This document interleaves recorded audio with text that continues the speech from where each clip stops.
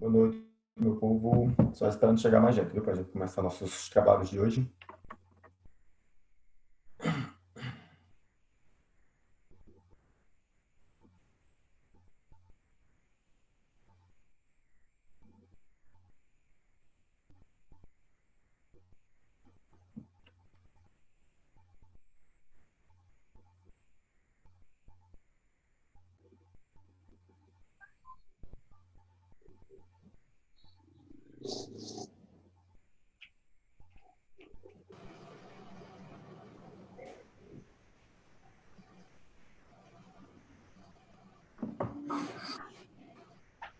E aí, dona Monize, estudando muito?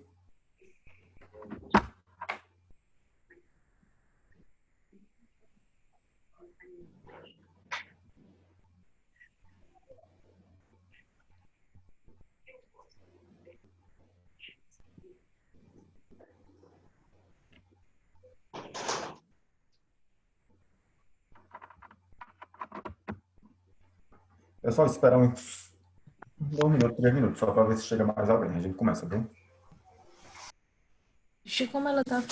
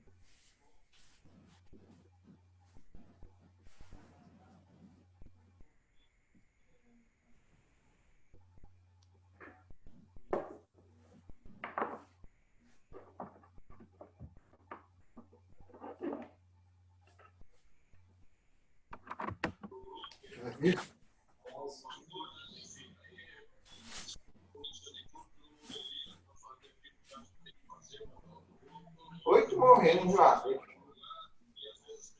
Morreu já no o paciente.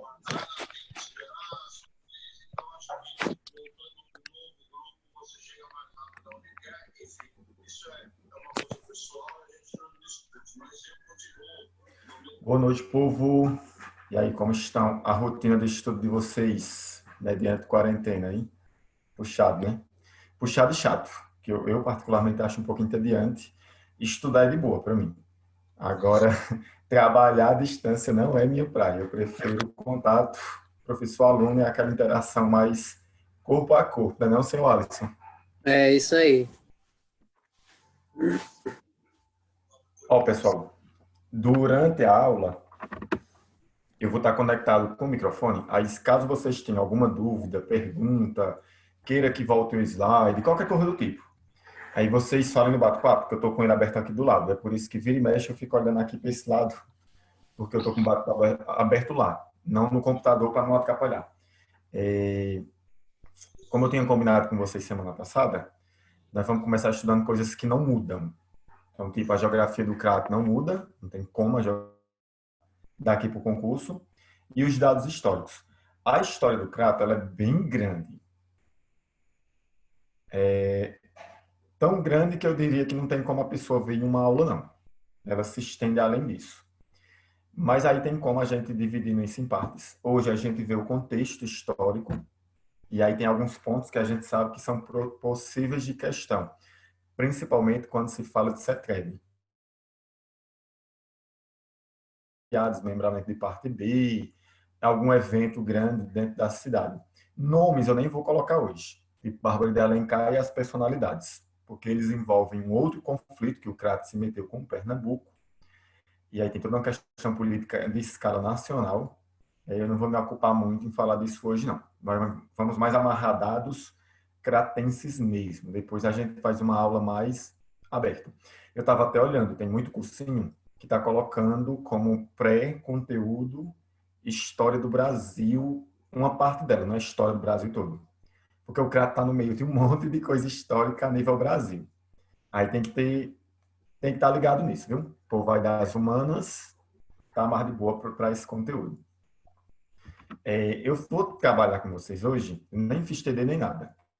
Eu vou colocar aqui, acho que umas 3 questões no máximo, que aí em cima dessas questões é que a gente vai organizando nossa parte de estudo, tá ok?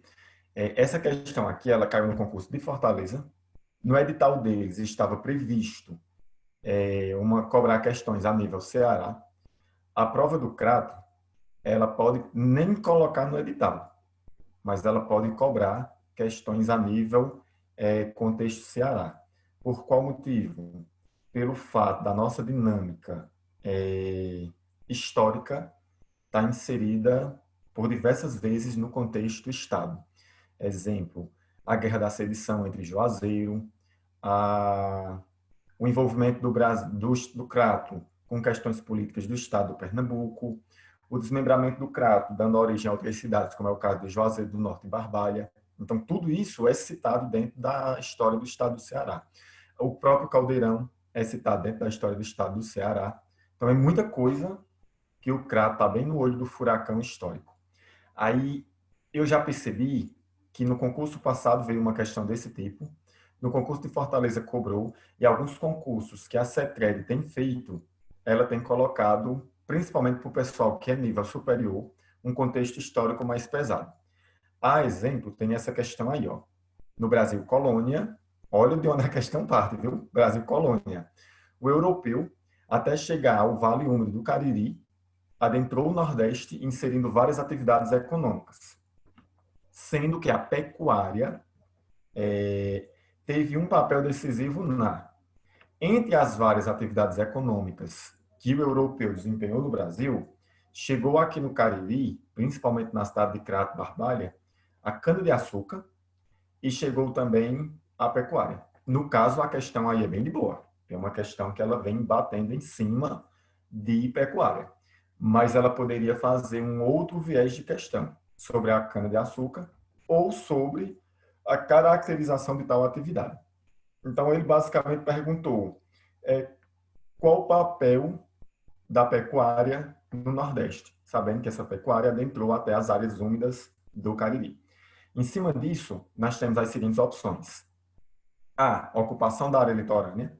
B. Expulsão do assalariado no campo, período colonial, né? Trabalho assalariado. Acho que qualquer pessoa que tem uma noção básica de história sabe que nem tinha nesse tempo. Formação e exploração dos minifúndios. Fixação do escravo na agricultura. Expansão para o interior. Entre as alternativas, já deixei uma coisa bem clara. Temos que entender das atividades. Obviamente, nós vamos fazer isso de uma forma mais rápida, para não entrar em detalhes. Os detalhes nós vamos colocar a nível crato. Roberto, a questão fala de europeus, eu tenho que saber até disso. Os europeus são responsáveis pela colonização, formação do povoamento crato e pela origem da cidade, viu? Então, sim, temos que saber um pouco disso tudo. Não está aparecendo os slides? Vocês estão vendo qual é o slide aí? Não, no mapa? A questão, mapa. Está aparecendo? Pronto, é no mapa mesmo que eu estou. Agora nós vamos trabalhar esse mapa. Passando rapidamente, né? Porque lá na questão ela inicia dizendo assim, com relação ao europeu e tal. Aí tem aluno que diz, não vou estudar isso não. Óbvio que você não precisa se aprofundar, mas você tem que ter uma noção de que os europeus, eles são responsáveis pela ocupação da América, do Brasil e do criado. Isso aí é uma coisa que é uma questão de fatos.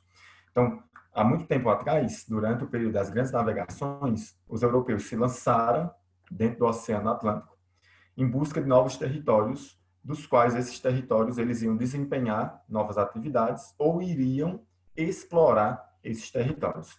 Chegando na América, nós temos uma divisão em pelo menos dois lados. A parte que nos interessa é essa de baixo. Dividiu-se ao norte a América Anglo-Saxônica, ao sul nós temos a América Latina, e aí com relação a isso, é só fazer aquela divisão, diferenciação básica. O que nós chamamos de América Anglo-Saxônica, ela passou por um processo de povoamento, colônia de povoamento. Então, o europeu tinha o intuito de se fixar por ali, construir pequenos povoados e se fixar na área. Esse povo inglês, europeu foram os ingleses em principal que estiveram nessa área superior. Interessa a nós? Não. Por isso que eu estou fazendo ela mais rápido. A parte que nos interessa é essa daqui, no caso, a América Latina. A América Latina, ela ficou sob responsabilidade dos povos portugueses. E aí, aqui embaixo, eles instalaram o que nós chamamos de colônia de exploração. Então, ao adentrar no Brasil, o intuito dos portugueses era explorar o nosso território, extrair daqui qualquer riqueza que fosse encontrada. Eu já vou até queimar uma etapa. Teve o ciclo do pau-brasil, que o Cariri não se encaixa nesse perfil. Aí teve o período da cana-de-açúcar, o Cariri já entra nisso. Teve o período da pecuária, que é sobre o que a questão perguntou. E teve até uma corrida atrás de mineração, que o Cariri também entrou nesse viés. Viu? Teve em um determinado momento da história, uma busca por minerais no Cariri. Povos aqui embaixo, espanhóis e portugueses. Então, essas duas ramificações aí estiveram inseridas na nossa região em busca de explorar. Roberto, eu coloquei aqui só para que vocês que não têm a menor noção desse contexto histórico ou que esteja esquecido disso, guardem como fonte de pesquisa. Anglo-saxões é só uma expressão utilizada que advém dos povos que colonizaram essa área, assim como latinos também. A América Latina é porque foi colonizada pelos povos latinos, portugueses e espanhóis. Então não tem segredo, não tem nada do outro mundo aí não. É só uma coisa de análise mesmo. Chegamos no Brasil. Lembre que aqui nessa parte inferior tínhamos dois grupos explorando. Desse lado amarelo, nós ficamos com a exploração dos portugueses. Do lado verde, foi a parte destinada aos espanhóis. Roberto, teve algum tipo de acordo para se estipular isso? Sim, fizeram o que a gente chama de Tratado de Tordesilhas. Então, no passado, se estipulou essa divisão. Quem ficava do lado amarelo eram os portugueses. Então, toda essa área aí é uma área de exploração dos portugueses. Quem ficava na área verde eram os espanhóis. Então, toda a área verde era de domínio dos espanhóis. O que vocês têm que ter cuidado? O lado que nos compete, que são os portugueses que vão estar ali explorando, nós vamos ter a primeira divisão do território, que são as famosas capitanias hereditárias. Veja que o nome Ceará já aparece ali, naquela linha azulada lá na parte norte das capitanias. Então, já são as primeiras divisões territoriais do país. Isso aí até hoje tem um resquício quanto desenvolvimento e concentração populacional. Porque nesse período aí, nós tivemos essa divisão com o objetivo de explorar esse território, pedindo para voltar para cá. O pessoal do bate-papo estão pedindo para voltar. Aqui é só a divisão, viu, pessoal? Os portugueses chegaram no território nacional, dividiu em dois lados. O lado a leste, portugueses ficaram ali explorando. O lado oeste, os espanhóis. O lado dos portugueses foi dividido em capitanias hereditárias. E aí essas capitanias hereditárias tinham como objetivo explorar e desenvolver. Então a coroa fez essa divisão exatamente com esse objetivo, desenvolver e explorar essa área. Tem até uma relação direta com o nosso contexto atual. O lado que um dia foram as capitanias, onde se desenvolveram as primeiras atividades do Brasil, é onde nós temos hoje a maior concentração populacional ainda a nível Brasil. Aí chegamos nas atividades. Olha. Uma vez ocupado o território brasileiro, os europeus passam a inserir dentro desse território atividades.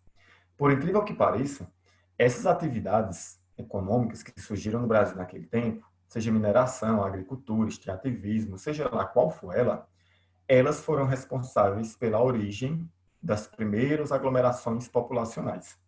Cariri não fica de fora dessa regra, viu? Crato, Barbalha, vários núcleos urbanos que nós temos hoje, eles surgiram a partir dessas atividades. O que nos compete é descobrir, ou melhor, saber quais são as atividades que foram fincadas na região do Cariri e como essas atividades foram importantes para o desenvolvimento das cidades. Então, tem que saber disso, porque dependendo da questão, embora a CETRED, ultimamente, ela tem optado mais por data. Ela tem cravado questões com data. Em que ano se emancipou, em que ano virou isso, em que ano virou aquilo. Mas vocês viram aí um exemplo, logo no início, de uma questão que é pautada em cima de atividades. Então, o Brasil, ele vai se caminhando em cima de algumas atividades relevantes. Pau-Brasil, cana-de-açúcar, aí o pau-Brasil sai de cena, entre a mineração. Depois dessa mineração, entre o ciclo da borracha lá na região norte.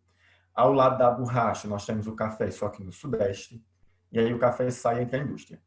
Desses aí, os que nos interessam é o pau-brasil, a cana-de-açúcar e depois a pecuária, que eu não citei aí. Roberto, por quê? Porque são atividades no Nordeste, que desenvolvem o Nordeste e que têm uma relação direta com a chegada do homem branco aqui no nosso interior. Então, a primeira coisa que o homem branco fez no Brasil foi ter um contato com os índios.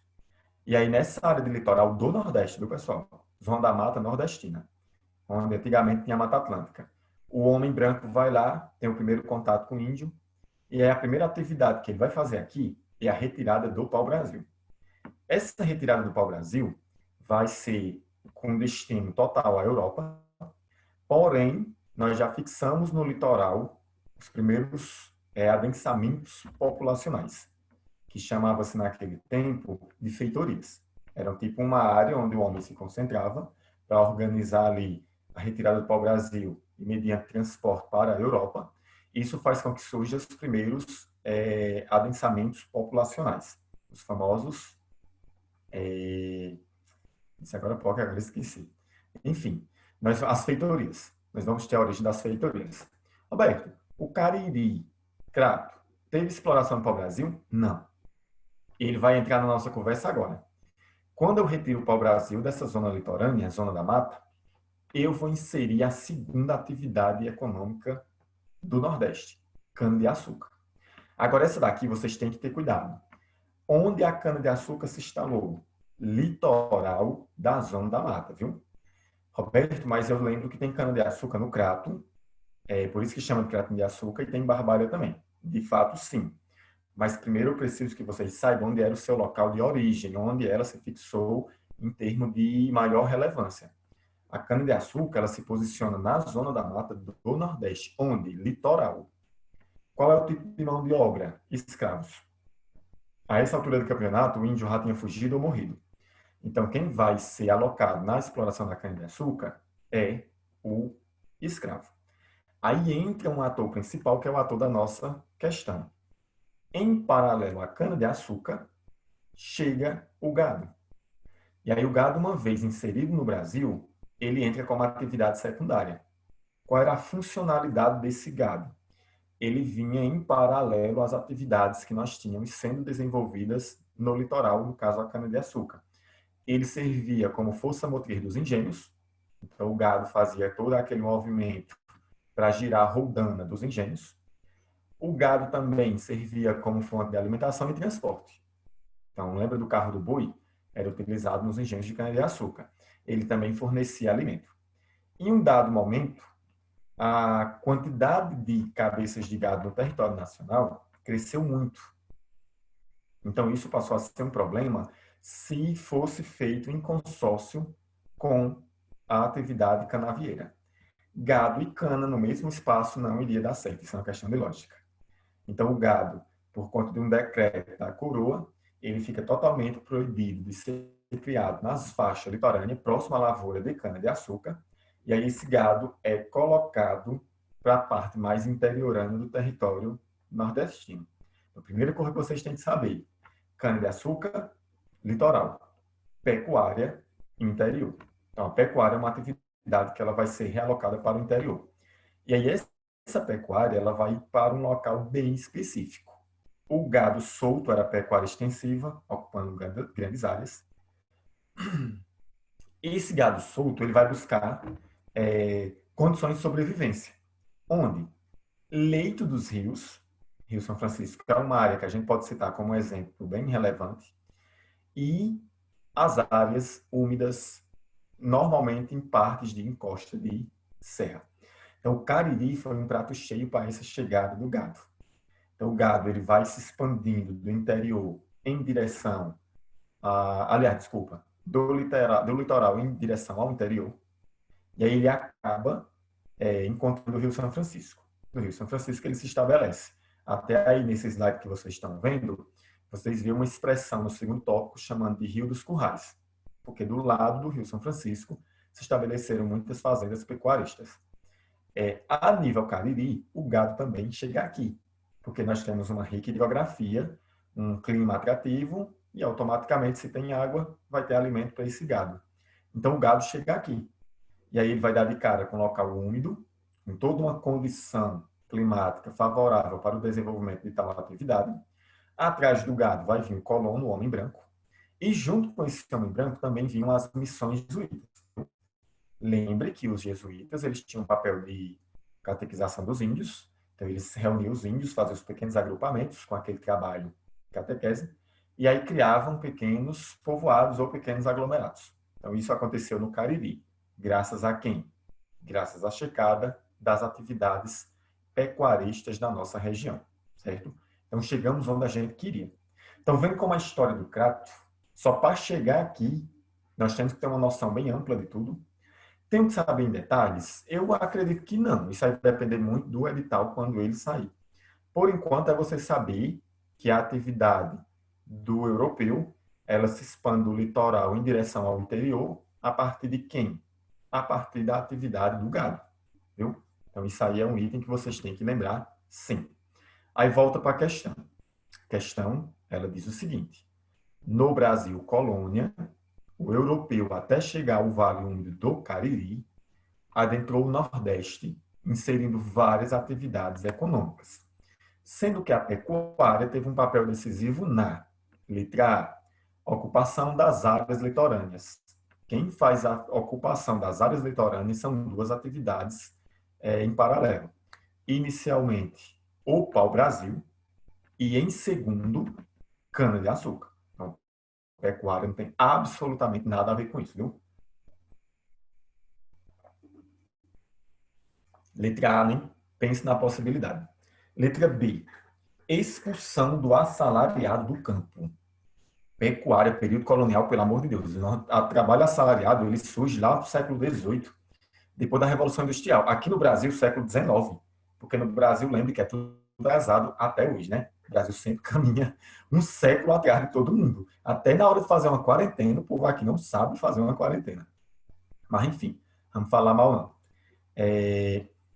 Aí, letra B, não. Letra B a gente descarta porque não tinha trabalho assalariado. Ou era mão de obra livre, ou era negro, ou era índio. Escravo, índio. Não tinha essa possibilidade, não. Formação e exploração dos minifúndios. Lembre que o tipo de pecuária implantada aqui era a pecuária extensiva. Então, ela ocupa grandes áreas, eu descarto por conta dessa palavra minifúndio. Fixação do escravo na agricultura, reparem nisso. Alguns alunos podem pensar, pecuária, escravo naquele tempo, mas a mão de obra para tratar com o gado, ela tinha que ser livre. Porque já pensou colocar um escravo atrás do gado, ele iria simplesmente desaparecer com esse gado sertão adentro. Então, a atividade da pecuária, ela já tem associação com as primeiras atividades de mão de obra livre, viu? A alternativa correta seria a letra E. Foi graças à pecuária que nós temos a entrada do homem no interior. Eu não sei se isso poderia ser pertinente, ser cobrado na prova, mas a chegada do homem branco no Cariri, ela parte de pelo menos 3 estados bem específicos. Estado do Pernambuco, que era uma capitania bem desenvolvida e já tinha esse intuito de avançar interior adentro. Missões vindas também da Bahia e missões vindas do Sergipe. Então, eram 3 capitanias ou 3 áreas que naquele período já eram bem desenvolvidas e aí acabavam enviando missões de interiorização, junto sempre os jesuítas. É bom vocês lembrarem sempre disso. Então, uma coisa é fato. Temos o litoral bem desenvolvido com a cana-de-açúcar. Temos o interior agora sendo desenvolvido com a pecuária. O fato do homem ter chegado aqui foi a pecuária. Isso já foi cobrado várias vezes em concursos. Está aqui uma prova, se não me falha a memória, esse daqui foi da Porteiras, eu não tenho certeza. No Ceará, durante os séculos 17 e 18, formou-se o que o historiador cearense Capistrano de Abreu denomina como civilização do couro. Então, já está botando pecuária no meio da nossa conversa, né? Esse aspecto característico da colonização cearense está ligado a, letra A, ao fato de existir nas terras cearenses uma farta manada de gado bufalino. Minha gente, pelo amor de Deus.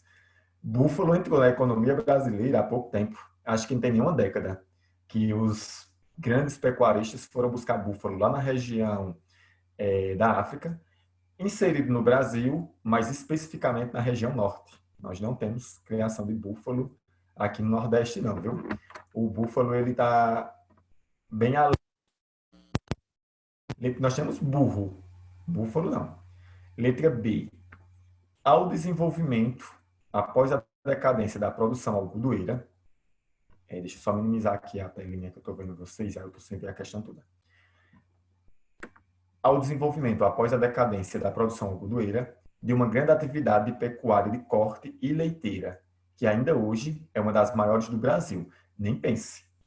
Gado no Nordeste ser o maior do Brasil, não. A maior produção de gado do Brasil fica na região Centro-Oeste e Sul.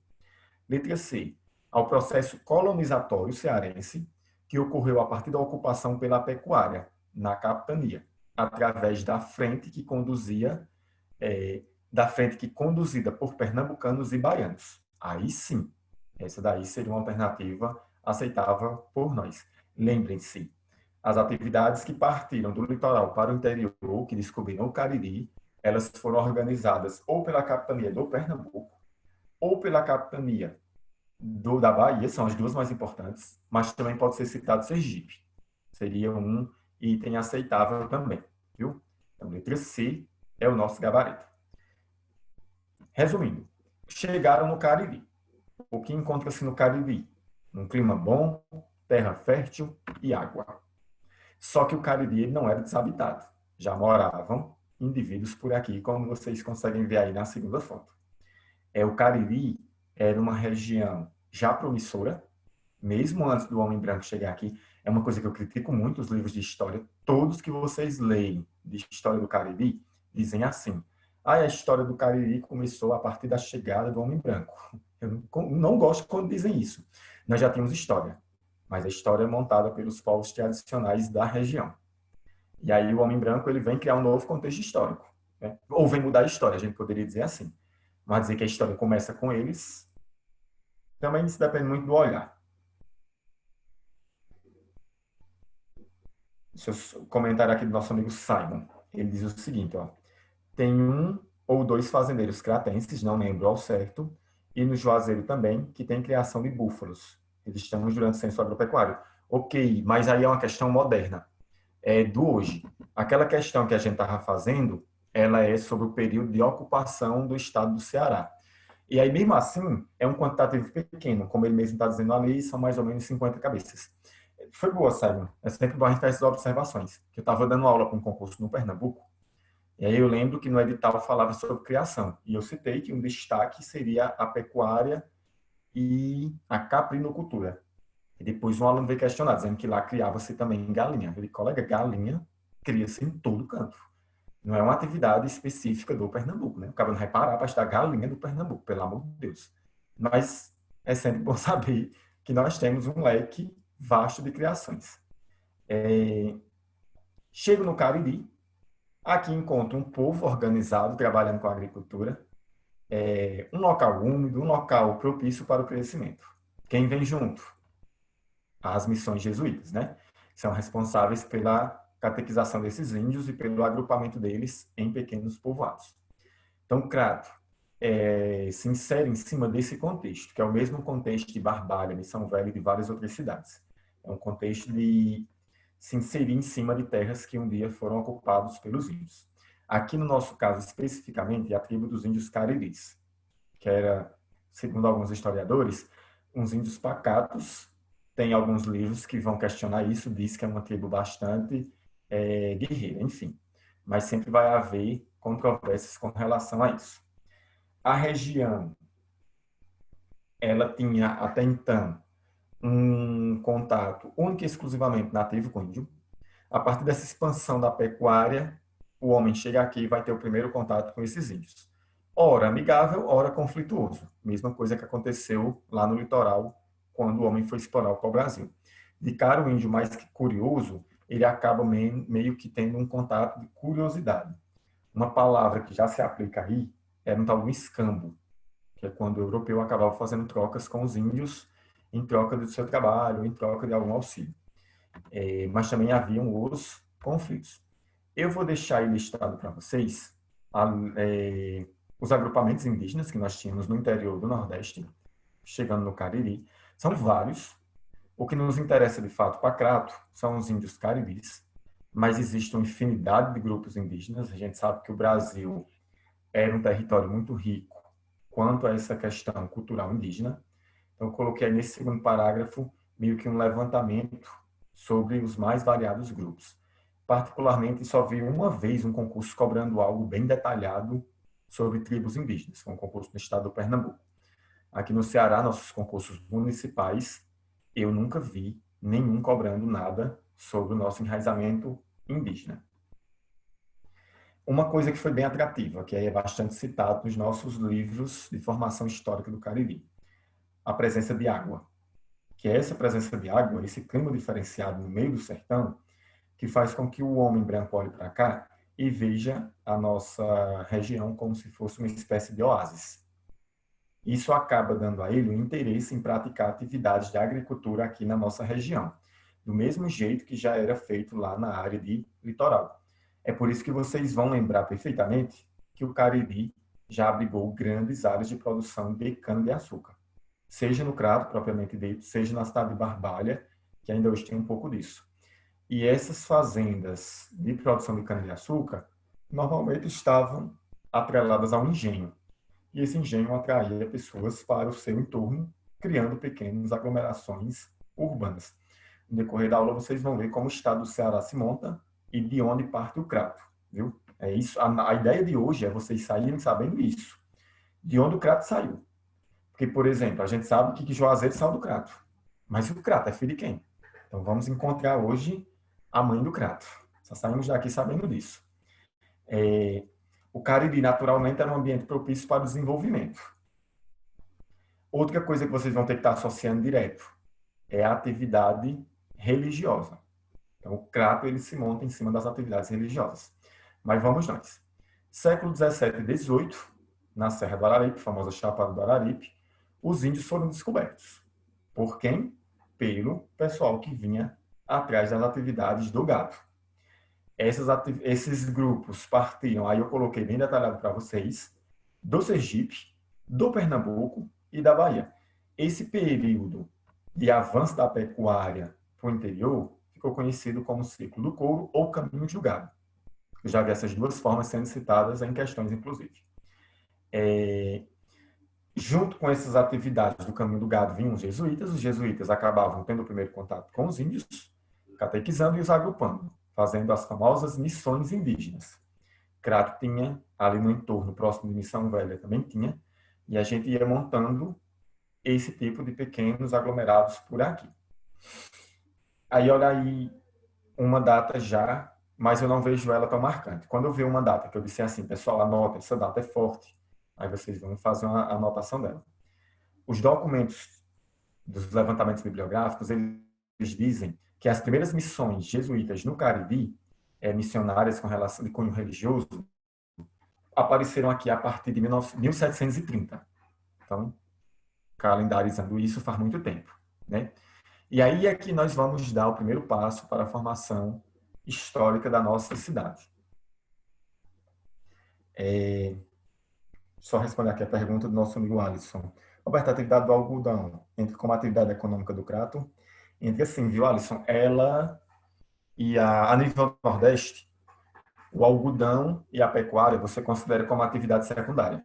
Elas não eram, nunca foram atividades centrais. A atividade central no Nordeste foi a cana-de-açúcar lá no litoral. Só que a pecuária, ela deu tão certo no sertão que ela acabou crescendo muito, tanto que ela se expandiu daqui para o centro, depois para o sul, e o algodão aconteceu a mesma coisa. O algodão deu muito certo no interior, depois ele se expandiu para o centro e depois ele foi para o sul.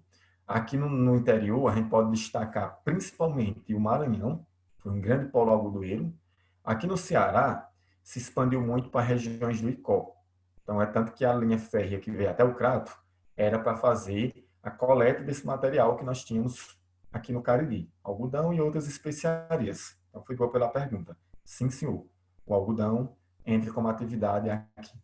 Ele foi cobrado, boa, você ter comentado. Na prova do Brejo Santo, eu acho que comentou-se. Mas é porque lá no Brejo, eles tinham uma simbologia muito grande com o algodão. Tem até, se não me falha a memória, no brasão, é na bandeira deles, tem um símbolo que remete ao algodão, viu? O Cariri vai ser mais a cana-de-açúcar, depois a pecuária. Porque tanto o Crato quanto o Barbalha, que pertencia a Crato na época, a cana-de-açúcar teve um peso muito forte aqui também. Chegou o homem branco aqui, aí vai começar a desenvolver atividades. Quais? Cana-de-açúcar deu muito certo no Crato e em Barbalha, que pertencia ao Crato, lembre disso. Depois a pecuária, e aí como nosso amigo Alisson citou, algodão também vai estar por aqui. Entre outras especiarias. O arroz também teve presente no interior durante um certo tempo. Por volta de 1750, chega o primeiro engenho. Então, o que é que isso nos dá como item de relevância? Que era a cana-de-açúcar que dominava. Se chegou o engenho, era porque a cana-de-açúcar ela acabou meio que tendo um desempenho muito interessante na nossa região. Essa cana-de-açúcar, ela acaba criando uma aristocracia no Crato. As pessoas ricas, influentes da região, ou eram políticos ou eram açucareiros, pessoas que trabalhavam com esse tipo de atividade. Aí surgia a aristocracia, o que eu acabei de dizer, ó, tendo como centro o Brejo Grande. É interessante vocês anotarem as nomenclaturas, nomes que o Crato já recebeu. Tá bem aí. Brejo Grande já foi uma forma de chamar a nossa região. Porque o Crato, ele além do Crato, Juazeiro, Barbalha, Missão Velha, tudo isso pertencia a Crato. Então era uma área úmida, brejo, que chama-se assim, né? E uma área extensa.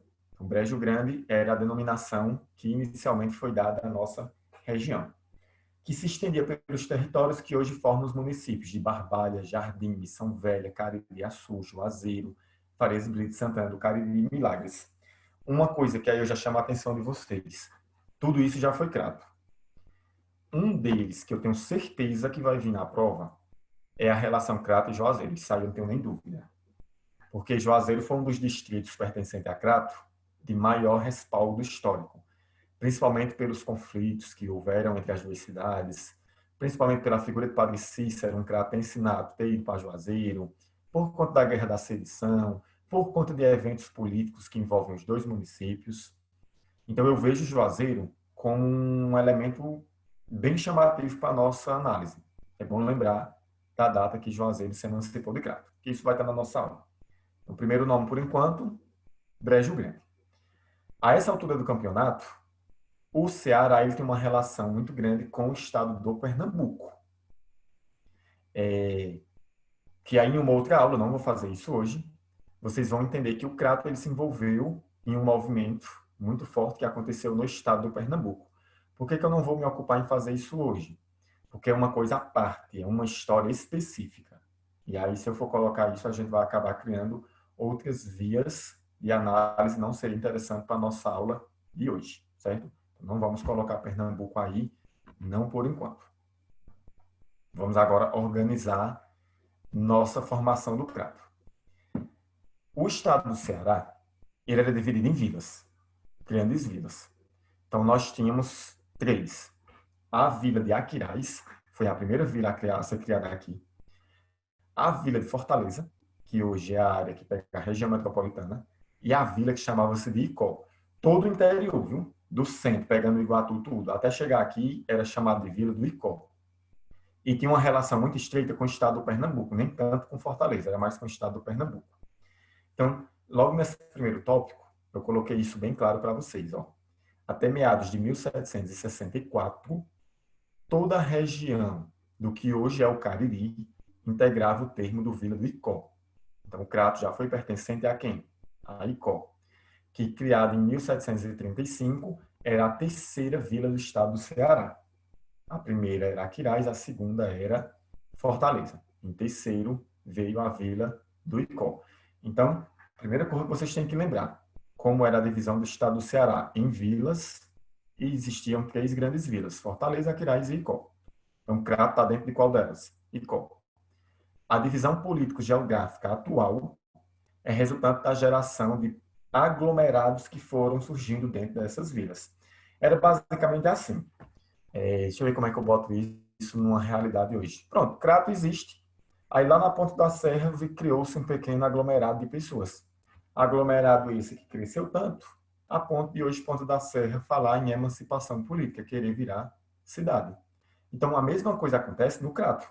Aliás, no estado do Ceará. Essa vila do Icó, por ser muito grande, ela acabou meio que surgindo pequenos adensamentos populacionais, dos quais fizeram com que esses pequenos adensamentos populacionais criassem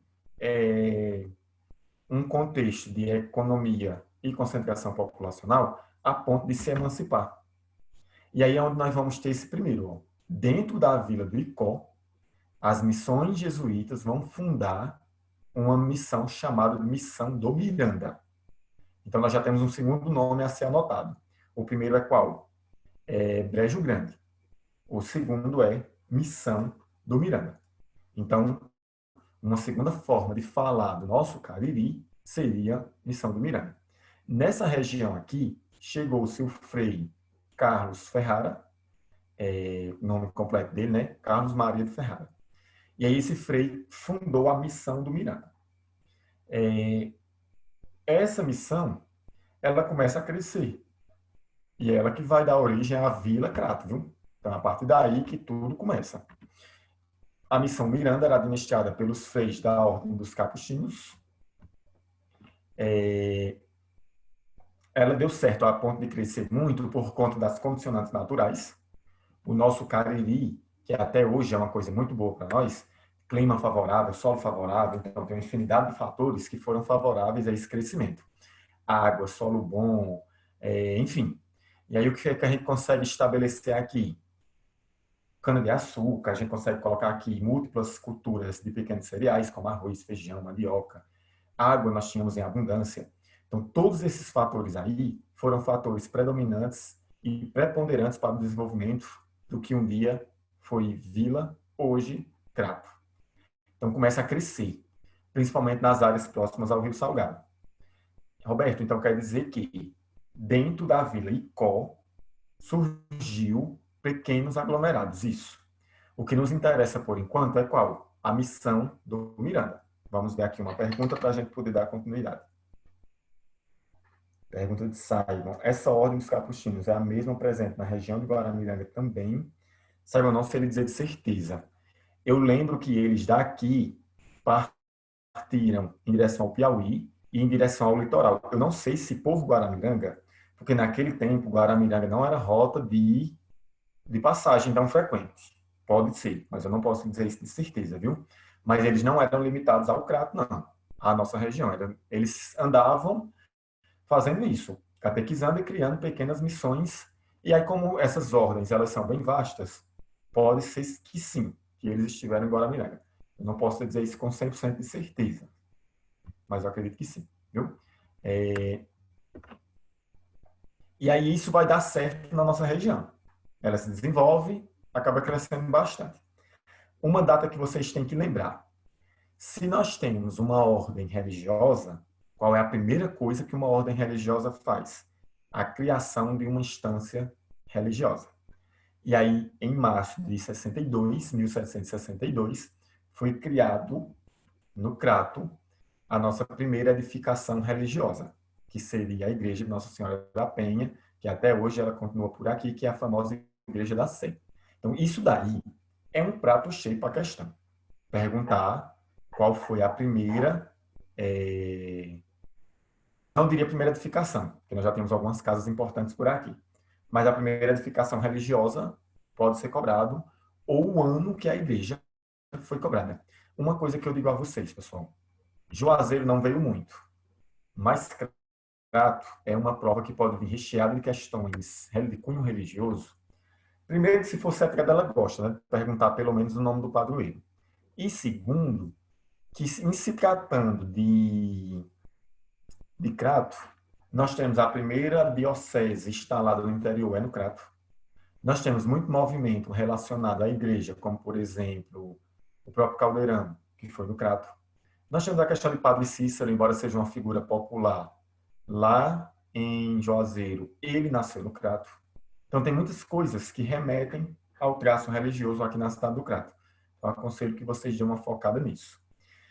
Com essa igreja, com essa fixação desse povoado, que seria a missão do Miranda, o Crato acaba ganhando status de vila. E aí ele é elevado à categoria de vila também, certo? E ele vira a sétima vila do estado do Ceará. Isso aí é muito questionável, porque tem alguns livros que dizem que ele foi a sexta. Mas é porque na época, Crato e outra cidade, que eu não lembro agora, elas duas subiu a categoria de vila na mesma época. Então tem livro que considera a sexta, tem livro que considera a sétima. E aí com isso ele acaba se emancipando. Então a partir do dia 21 de junho de 64, Crato já não pertence mais à vila do Icó. Crato agora é uma vila, certo?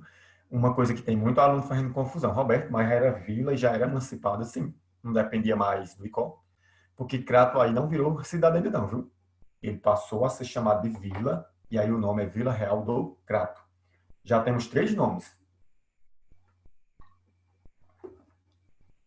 Brejo Grande, uma área dentro da Vila do Icó. Depois a Missão do Miranda, ou Missão Miranda, como queiram chamar. Depois Vila Real do Crato. Então, o terceira nomenclatura que o Crato já recebeu. E aí, nesse período, nós já podemos considerar Crato sendo uma cidade que tinha conquistado sua emancipação. É tanto que é exatamente nesse dia, 21 de junho, que se comemora o dia do município do Crato. Mesmo ele tendo sendo elevado apenas à categoria de vila. Nós já temos todo um contexto político e econômico dentro da região. Então, a gente já não pertencia mais à vila do Icó. Crato agora se tornaria uma vila independente. Agora, uma coisa que eu chamo a atenção de vocês, que é bom que vocês tenham muito cuidado com relação a isso. Ó. Crato tem 255 anos de emancipação política. Esse ano faz 256. Então, a prova, sendo secreta, ela gosta de datas de aniversário. Dia 21 de junho, certo? Ano de 64, 1764. Ele passa a se tornar vila. E aí, se ele agora é vila, ele já não pertence mais à vila do Icó. Pode ser cobrado na prova? Pode. Crato foi desmembrado da vila do Icó. Em compensação, o IPESC, que é o Instituto de Pesquisa do Estado do Ceará, ele não considera isso. Eu tirei até um print da página oficial deles. Ó. Município de origem, sem nenhum esclarecimento histórico. Essa informação, desse jeitinho que está aí, viu? Ela está no Anuário do Estado do Ceará, ela está no IPESC e ela está no site da Prefeitura. Roberto, de onde foi que tu tirou que ele saiu do Icó? Aí essa informação está no livro da História do Ceará. Tá entendendo? Todos os livros de história do Ceará dizem que Crato saiu do Icó. Mas nenhum item que fale especificamente do Crato afirma isso. O IPES, que é a principal fonte de pesquisa da CETEB, o anuário e a própria Prefeitura Municipal do Crato, eles colocam lá, em todos os seus sites, vocês podem checar, quando diz assim, origem de Crato sem nenhum esclarecimento histórico. Eles não colocam essa informação como informação dominante, não. Eu acho estranho, porque os principais historiadores que trabalham especificamente formação de Cariri e do estado do Ceará, e por uma questão de lógica, né? Nós tínhamos uma vila Icó, e Icó ocupava todo o interior, então qualquer pessoa ou qualquer área que se emancipou, ela tem origem do Icó. Mas é bom que a gente leve em consideração o que os sites oficiais dizem. Então, eu acredito que por conta dessa divergência de informação, a CETRED iria deixar essa pergunta de lado. Ela não iria fazer esse tipo de analogia. Outra coisa que eu acho que a maioria de vocês já ouviram falar, de onde veio o nome Crato? É em homenagem a um povoado na região de Portugal que tinha o mesmo nome. Isso aí meio que já é consenso entre a pessoa até daqui mesmo do próprio Cariri. Os sites oficiais, eles trazem como essa informação ali, ó, toponímia, homenagem a do Antônio, prior do Crato, no caso era o cara que detinha, né, o poder naquele período, príncipe bastardo e pretendente ao trono luso. Então, a gente sabe que o nome Crato, ele tem uma origem de Portugal. Há quem diga que é em homenagem a uma cidade lá do mesmo nome, há quem diga que é uma denominação criada por esse príncipe aí, que na época ele era um dos cotados para assumir o trono, certo? Gentrílico cratense, então, é o básico que a gente tem que lembrar. Quando Crato se tornou cidade, que aí eu acho isso bem relevante. Lembrando que a gente considera o aniversário do Crato quando ele virou vila, 21 de junho de 64. Agora, ele não vira cidade aí, ele vai virar cidade bem muito tempo depois. O Crato só vai se tornar cidade em 17 de outubro de 1853. É porque a Amanda está perguntando aqui, porque ela viu ali no anuário, lei de criação, carta régia, é porque nós tínhamos naquela época períodos específicos para, é como se fosse o diário oficial, quando fazia uma nova modificação dentro do território, isso teria que ser oficializado em algum documento. Então, vez por outra, alguns documentos saíam e aí associam-se à criação do Crato a essa tal dessa carta régia, viu? Eu vou até dar uma checada se isso é confirmado, isso aí é o que está no anuário, ou, desculpa, no IPES, se isso bate com o que está no site do IBGE, porque no IBGE ele coloca a lei bem direitinho. O Crato vai virar cidade em 17 de outubro de 1853. Então, vila. Anotem as duas datas, viu, pessoal? Aliás, você já tem que ter anotado aí 3 datas.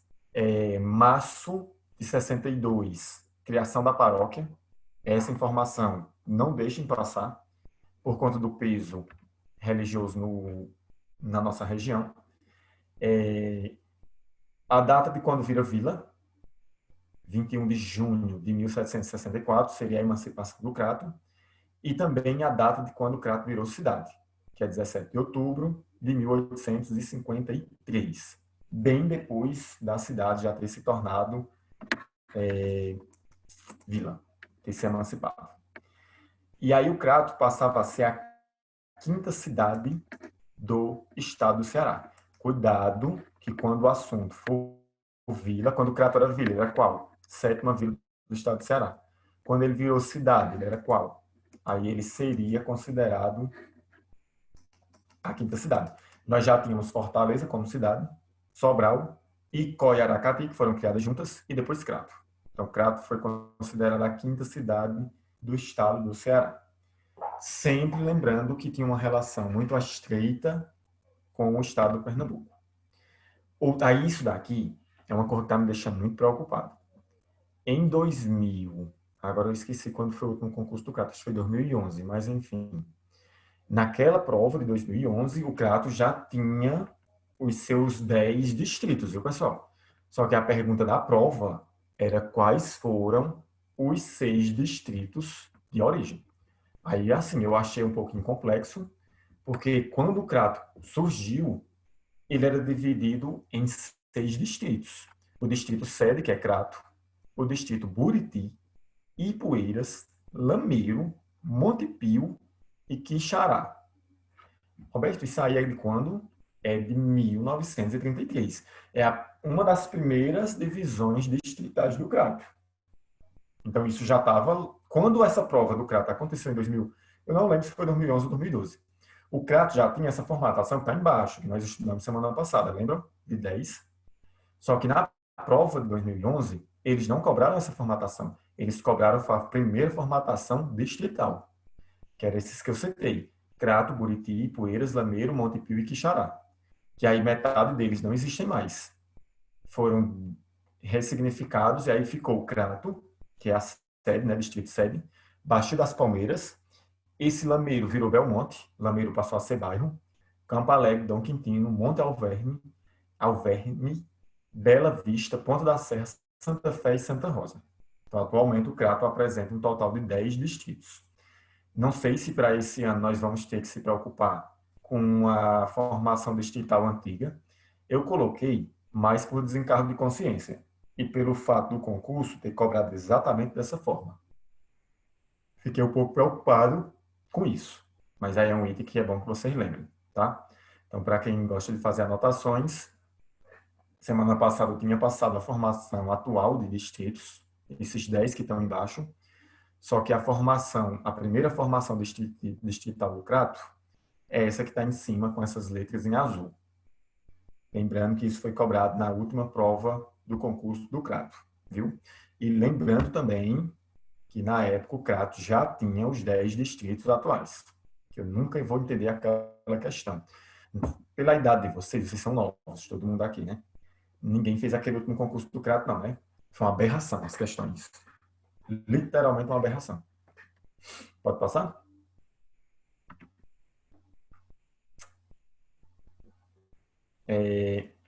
Uma coisa que aí eu quero que vocês reparem nesse mapinha. Toda essa parte que está em branco era a área que um dia pertenceu a essa vila do Crato. Jaqueline Cavalcante, fiz isso quase da tua idade. Tu fez essa prova, Jaqueline? Essa... Eu não cheguei a fazer ela, não, porque na época eu estava na faculdade. Aí eu não fiz, não. Pois eu pensava que vocês não tinham feito esses concursos, não. Pelas caras de vocês, eu achava que era tudo marinheiro de primeira viagem. Jaqueline Cavalcante. Eu conheço uma pessoa com esse nome, mas eu acho que se você está dizendo que estava no começo da faculdade, não é a que eu conheço. Que Jaqueline que eu conheço, ela terminou a faculdade bem depois. Mas enfim, vamos nós. Ó, pessoal, toda essa partezinha que está em branco, um dia já foi do Crato. Então, Barbalha, Juazeiro, Caririaçu, Grangeiro, Missão Velha, Abaiara, tudo isso aí já pertenceu a Crato no passado. Quando o Crato tinha como domínio vila. Pronto, para ficar mais claro para vocês. Todo esse mapa que vocês estão vendo aí, que hoje nós chamamos de região do Cariri, com algumas exceções, que eu estou vendo que Varza Alegre está dentro, né? Isso tudo aí era o Icó. Tudo isso aí era o que nós chamávamos de Vila do Icó. Aí a Vila do Icó começou a se desmembrando. Primeiro, foi Saboeiro. Só que Saboeiro era bem grandão. Saboeiro pegava Salite, Campo Salles, tudo aquilo. Aí depois saiu Jardim, que Jardim pegava Porteiras e tal. E depois Crato. Aí Crato era toda essa parte branca. Pega Caririaçu, Mauriti, Barro, tudo ali era Crato. Aí depois Crato se estipula como cidade e o resto vira distrito, só que com outros nomes, né? E aí esses distritos começam a se emancipar. Um que eu digo a vocês que foi uma das emancipações mais duras para o Crato foi Juazeiro, porque meio que a gente perdeu um espaço territorial bem considerável e Juazeiro criou uma rivalidade política com o Crato muito grande. Então isso daí é sem dúvida nenhuma um item que nós precisamos lembrar com muito cuidado na hora que estiver fazendo provas. Aí eu vou e coloquei aqui essa data, ó. 1911, a Lei Estadual 1028, de 22 de julho, desmembra Crato do distrito de Juazeiro. Então, essa daí vocês têm que lembrar. Em que ano Juazeiro se desmembra de Crato? Ou melhor, em que ano não, né? A data toda. Então, vocês vão ter que lembrar desse primeiro item também. É outra data que eu chamo bastante atenção. 22 de julho de 1911 é o ano em que Juazeiro se desmembra de Crato. Então, esse daí, nem ousem deixar passar essa informação. Alberto, mas não foi só Juazeiro que se desmembrou de Crato. Teve Barbalha, teve Missão Velha. Sim, pessoal, teve tudo isso. Mas, historicamente falando,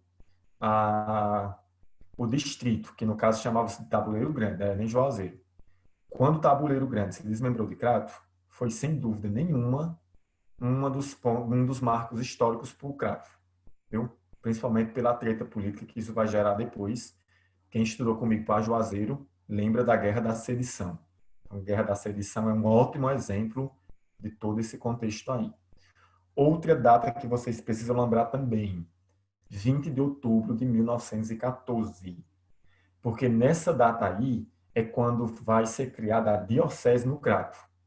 Anotem ela, para quem está anotando, perto da data de criação da igreja, porque são dois pontos fortes.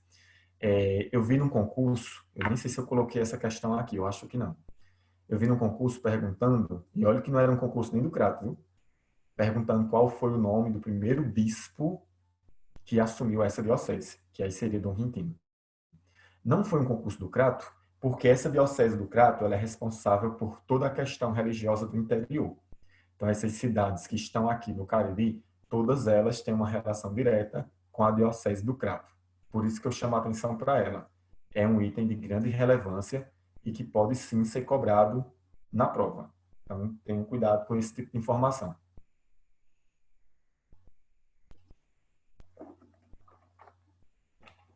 E haja água, que é só falando, ninguém pergunta nada, aí o cara fica sem voz daqui a pouco. Ó, tenham cuidado para não fazer misturada entre o surgimento da igreja e a criação da diocese, viu? São duas datas aí relevantes. Deixa eu só olhar que chegou uma pergunta.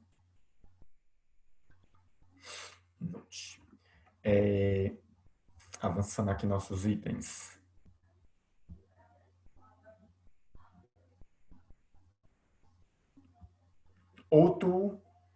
Outra simbologia na história do Crato. Eu já vi essa questão aqui na prova do Ricó, quando eu fiz a seleção para lá. Em 1926, o Crato ligou-se à Fortaleza, através da construção da ferrovia, da estrada de ferro que ligava a capital ao interior. Isso também marcou, porque foi importante para a nossa economia. Isso aí tem que ser lembrado. Carla tá pedindo aqui para me deixar em PDF, agora que eu lembrei. Eu deixei o material da outra aula para vocês? Eu acho que não, né? Porque esses dias está uma loucura tão grande, voltou o que é de aula virtual tudo. Eu acabei esquecendo. Me cobrem. Vocês não cobram as coisas, como é que recebe? Meu filho, eu sou veaco. Ou cobra ou não recebe. Alisson, você vai ficar responsável para cobrar. Você cobra, aí tu me cobra, que eu te mando, tu manda pro povo, viu? Faça esse favor, porque se não cobrar eu esqueço. De fato, ó, vamos nós. Essa outra data, ela também vai ser relevante, que é a da construção da ferrovia. Ela é... Mando sim, dona Cauê, mando sim, viu, senhor Cauê? A da aula passada, mando os dois. No caso da ferrovia, tem que ser lembrado, 1926, eu procurei a data, mas a data diverge. A data que eu digo dia e mês. O ano é esse aí, de fato. E também a época da seca. Pronto, Alisson está perguntando aqui, a nome dos primeiros tenente prefeito do Crato.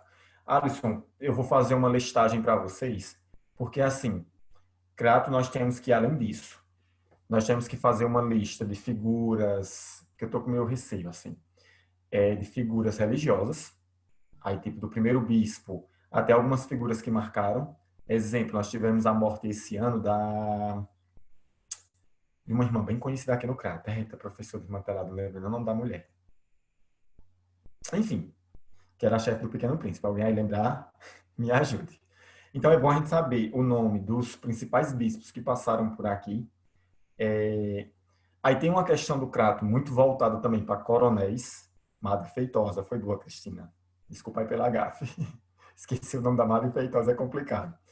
Mas assim, é bom saber o nome das principais figuras religiosas, o nome dos principais coronéis, que o Crato se envolveu em muita polêmica no passado. Então, coronéis, prefeitos e figuras religiosas. Bárbara de Alencar, esse povo. Eu vou fazer tipo uma tabelinha para vocês, porque não é um assunto que, óbvio, tem uns que tem que ser aula mesmo, que essa pessoa fez quanto à história do Crato.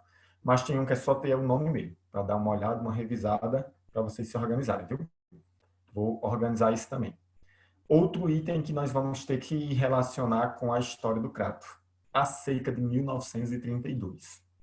Porque nessa época o governo do estado do Ceará, ele implantou aqui os famosos currais, que o correto seria áreas de receptividade dos flagelados da seca, os campos de concentração. Mas isso ficou popularmente conhecido como currais, os currais da seca, que foram implantados no interior. Amanda, os coronéis e prefeitos que passaram pelo Crato, as figuras importantes que passaram pelo Crato, é isso que eu estava comentando. A gente tem que fazer um levantamento de tudo isso. Figuras políticas, figuras religiosas. É bom ter esse levantamento, porque o Crato ele tem muito isso. Sim, e sem esquecer também as figuras culturais, mestre de cultura, grupo cultural, tudo isso, viu? Nem pense que a gente não vai ter que ver isso, que tem que ver. Porque o Crato, ele tem um leque de possibilidade de questão muito grande. E sendo Cetred é chata. Ela pode cobrar qualquer um item desse. Nós vamos falar daqui a pouco mais desses currais da seca de 32, quando a gente vai entrar na aula do Beato José Lourenço. A gente dá uma olhada nisso aí. Agora, uma coisa que eu chamo a atenção de vocês. Um ponto que é relevante para a história do Crato. O Crato, além de ter tido a primeira cidade do interior a receber uma diocese, o Crato também foi a primeira cidade do interior a instalar uma usina hidrelétrica. Procurei a data, não consegui, mas aí um amigo meu ficou de me mandar um PDF de um artigo que ele tem que é sobre a produção de energia no estado do Ceará. E aí ele disse que lá tem todo um levantamento sobre isso. Então eu fico devendo para vocês a data da construção dessa primeira hidrelétrica. Porque eu encontrei na internet 3 sites e os 3 divergem dessas datas. Eles trazem informações que não batem com o que realmente eu queria. Mas é bom lembrar disso. O Crato já foi uma área produtora de energia elétrica, sendo que essa energia era destinada exclusivamente a pessoas influentes da nossa cidade.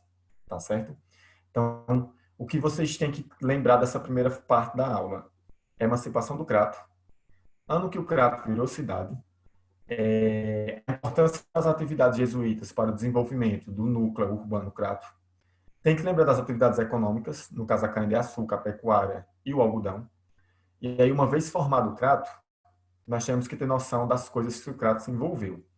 Uma que é certeza de ser cobrada na prova, Guerra da Sedição. Então, isso não tem condição de eu fazer na aula de hoje. Aí, o envolvimento do Crato nos conflitos do estado do Pernambuco. Então, eu vou fazer esse levantamento também. Tem que lembrar também que o Crato já tentou se tornar país, viu? O Crato também já decretou sua independência, o Crato é pirado.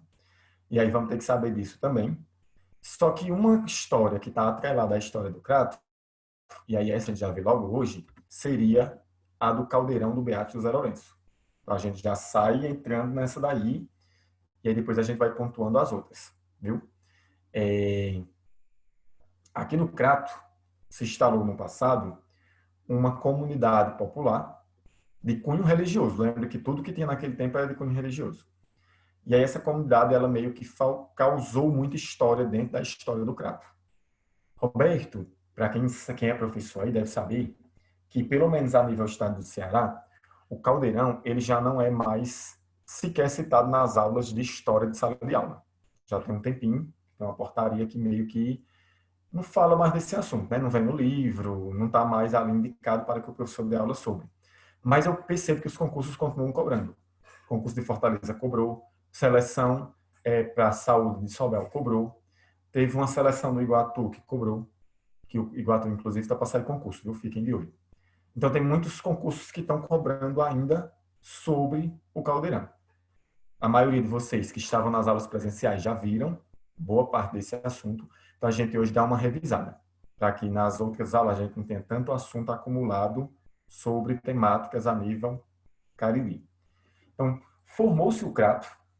O que eu quero que vocês lembrem aqui o Crato se formou pontuado em cima de uma elite, que até, deixa eu ver só aqui uma coisa.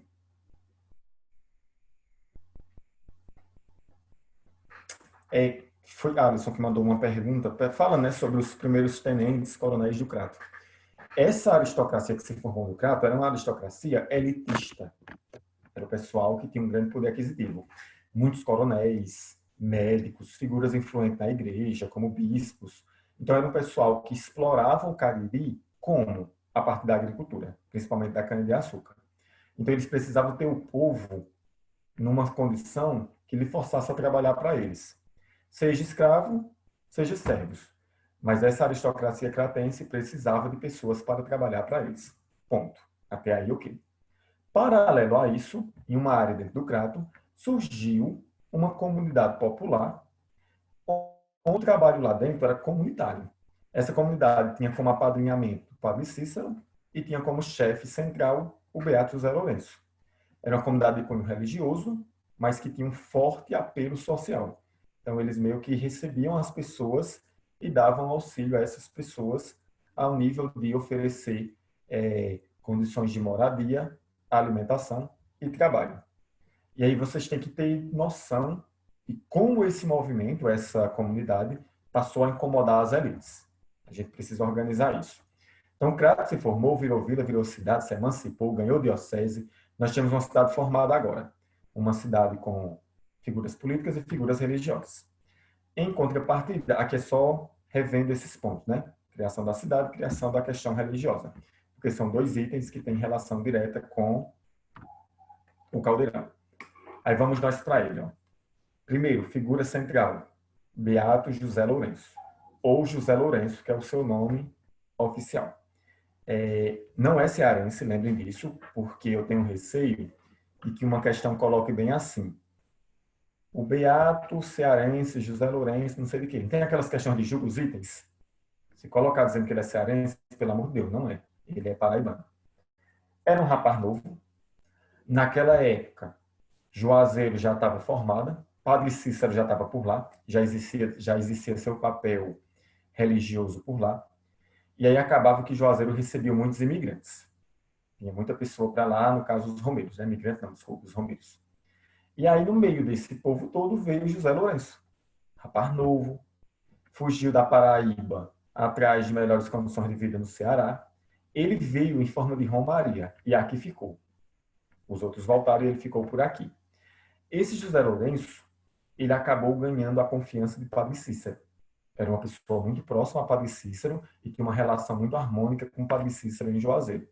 Inclusive, ele chegou aqui sem ser beato, né? Quem o transformou em beato foi Padre Cícero. E aí é bom que vocês saibam quem é ele, para que vocês possam entender todo o contexto relacionado a essa nossa história de agora, que é a história do Caldeirão. Último tópico. Aos 20 anos de idade, José Lourenço vai para Juazeiro, onde reencontra sua família e se torna beato. Então, ele veio da Paraíba, chegando em Juazeiro, vai ter um vínculo direto com o Padre Cícero, se torna beato e começa a praticar atividades de cunho religioso, sempre com auxílio de Padre Cícero, viu? O Caldeirão da Santa Cruz do Deserto, ou Caldeirão dos Jesuítas, são dois nomes que podem ser cobrados. E aí eu adianto logo o motivo do nome. Essa segunda foto, vocês estão vendo ali, uma rocha cheia de água. É que lá nessa área do Caldeirão, não sei se alguém daí conhece. Da última vez que eu comentei em sala, tem uns alunos que já tinham ido aí. Eu fui há muito tempo atrás. Tinha umas rochas que elas conseguiam armazenar água. E aí, no período da seca, o pessoal que morava na comunidade pegava essa água para praticar irrigação. Há quem diga que eram fissuras naturais, há quem digam que eram fissuras feitas pelo homem. Foi escavando até fazer essas fissuras por lá. Foi um movimento messiânico. O que é movimento messiânico? É quando você tem um movimento do tipo religioso-social. Deixa eu dar alguns exemplos. Caritas Diocesana, que é uma instituição, uma organização não governamental, que ela tem uma relação religiosa e, ao mesmo tempo, ela tem todo um papel social, né?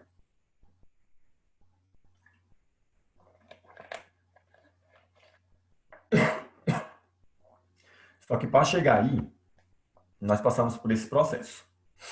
Primeira localização desse movimento foi no sítio Baixo Dantas. Era um terreno privado, e aí eles conseguiram se estabelecer nesse terreno graças à influência de Padre Cícero. Então, todos os itens que interessam estão aí de forma bem resumida, bem direta para vocês. Ó. José Lourenço trabalhava com sua família em latifúndios do sertão da Paraíba. Era mais um agricultor assalariado com más condições de trabalho. Do nada, em um dia, ele veio em uma romaria para Juazeiro e em Juazeiro ele resolveu ficar. E aí ele conseguiu ter uma relação harmônica com o Padre Cícero.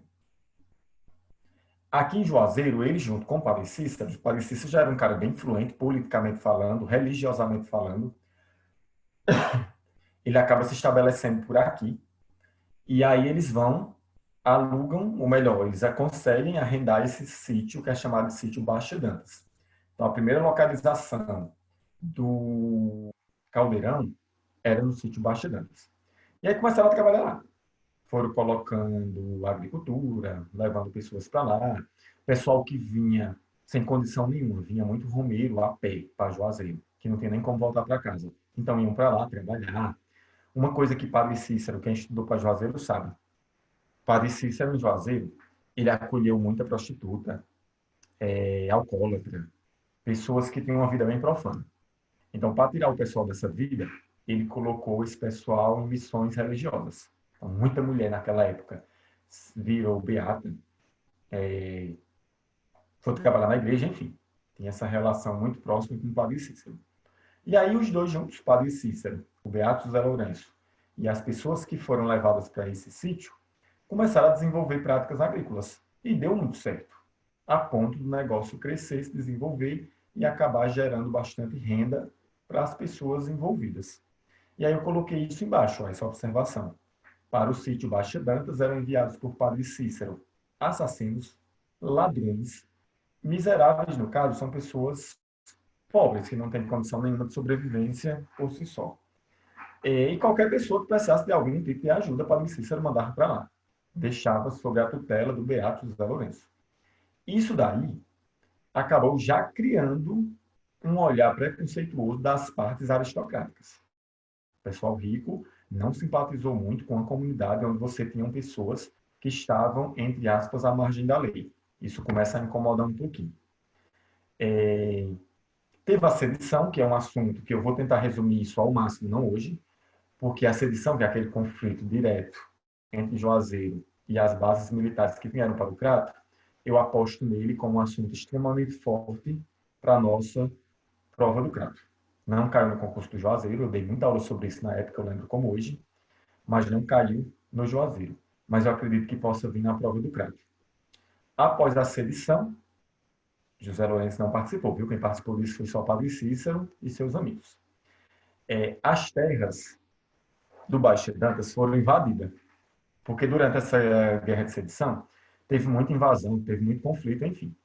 E aí um dos grupos rebeldes acabou passando lá nas terras do sítio e destruíram absolutamente tudo. Eu diria que foi a primeira de 4 vezes que esse sítio foi destruído. Foi destruído e foram embora. Só que o pessoal do Beato e o próprio Beato conseguiram reestruturar e refazer o sítio todinho. Então não foi aí que o sítio acaba não, viu? Um item que chamou muita atenção e foi bastante polêmico na época foi a história do boi mansinho. Padre Cícero, como era uma figura religiosa, ainda hoje a gente sabe que é assim, né? Até nós professores que trabalham em áreas mais de sítio, às vezes o aluno chega e lhe dá uma coisa, saco de milho, feijão, enfim. E aí Padre Cícero, ele recebia muita coisa dos seus fiéis.